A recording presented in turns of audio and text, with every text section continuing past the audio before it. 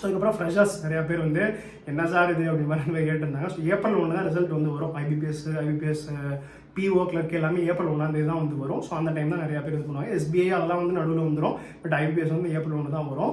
So நிறையா பேரை வந்து பாருங்கள், நிறையா பேர் கிளியர் பண்ணவங்ககிட்ட போயிட்டு அவங்க கூட நிறையா வந்து அவங்ககிட்ட இருக்க ஜூஸ் எல்லாம் புளிஞ்சு எடுத்துருங்க. எப்படி படிச்சாங்க, ரீசனிங் எப்படி படிச்சாங்க, குவான்ஸ் எப்படி. இப்போ நான் வந்து ஒரு சேனல் போட்டு இப்படி வந்து பண்ணிட்டு இருக்கேன். என்னை விட பயங்கர டேலண்டாக நிறைய பேர் வந்து எதுக்கு இது அப்படின்ற மாதிரி வந்து பார்த்தீங்கன்னா பண்ணாமல் இருப்பாங்க. ஸோ ஒரு சில பேர் வந்து ஒரு ஸ்ட்ரைட் டைப்பாக கூட இருப்பாங்க, எதுக்கு போயிட்டு வந்து ஒரு வீடியோலாம் போட்டு சொல்லிக்கிட்டுன்னு. ஸோ அந்த மாதிரி இருக்கும். உங்களுக்கு தெரிஞ்சவங்க மேபி உங்கள் இன்ஸ்டியூட்டில் இருக்கலாம், அவங்க தெரிஞ்சவங்க இருக்கலாம், யாராக இருந்தாலும் அவங்க கிட்ட எக்ஸாம் கிளியர் பண்ண அப்புறம் எல்லாரும் வந்து சொல்லுவாங்க. எக்ஸாம் படிக்கிறப்ப மோஸ்ட்லி யாரும் வந்து சொல்ல மாட்டாங்க, ஏன்னா இதுவே ஒரு போட்டி ஆயிருமோ அப்படின்னு வந்து சில பேர் அப்படி வந்து நினைப்பாங்க. பட் கிளியர் பண்ணதுக்கப்புறம் கண்டிப்பாக சொல்லுவாங்க எப்படி கரண்ட் அஃபேர்ஸ் படிச்சாங்க, எப்படி ரீசனிங் படிச்சாங்க, ப்ரிலிம்ஸ் எப்படி அப்ரோச் பண்ணணும், மெயின்ஸ் எப்படி அப்ரோச் பண்ணணும், எல்லாமே அவங்க கிட்ட போய் நிறைய இன்டர்வியூஸும் இனிமேல் நிறையா வரும். ஸோ நிறையா ஃபங்க்ஷன்ஸ் வரும். அதெல்லாம் பார்த்து உங்களை நீங்கள் வந்து நல்லா மோட்டிவேட் பண்ணிக்கோங்க. அந்த மாதிரி ஃபங்க்ஷன்லாம் வந்துச்சுன்னா நம்ம தான் அவார்டு வாங்கலே அப்படின்ற மாதிரி வந்து பார்த்தீங்கன்னா போகாமலாம் இருக்காங்க. அந்த மாதிரி ஃபங்க்ஷன்ஸ்லாம் போய் அங்கே போய் நிறைய பேரை மீட் பண்ணுங்க.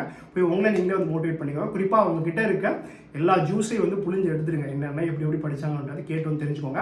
அடுத்த வருஷம் ஏப்ரல் வர்றப்போ நீங்கள் வந்து பார்த்தீங்கன்னா காலர் தூக்கி விட்டு கெத்தா வந்து சுற்றலாம். ஸோ கண்டிப்பாக வந்து அது வந்து நடக்க தான் போகுது.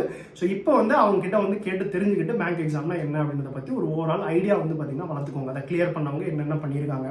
சிம்பிளாக சொன்னால் நம்ம ஒரு பாதையில் போகிறோம்னா அந்த பாதையில் இதுக்கு முன்னாடி போனால் எப்படி போயிருக்கான், செப்பல் போட்டு போயிருக்கானா, சைக்கிளில் போயிருக்கானா, ட்ரெயினில் போயிருக்கானா, ஃப்ளைட்டில் போயிருக்கானா தெரிஞ்சுக்கணும். ஸோ அதை தெரிஞ்சுக்கிறதுக்கு வந்து அவங்க கூட பண்ணுற இன்ட்ராக்ஷன் உங்களுக்கு வந்து ஹெல்ப்ஃபுல்லாக இருக்கும். ஸோ அவங்க கூட நிறையா வந்து இன்ட்ராக்ட் பண்ணி தெரிஞ்சுக்கோங்க.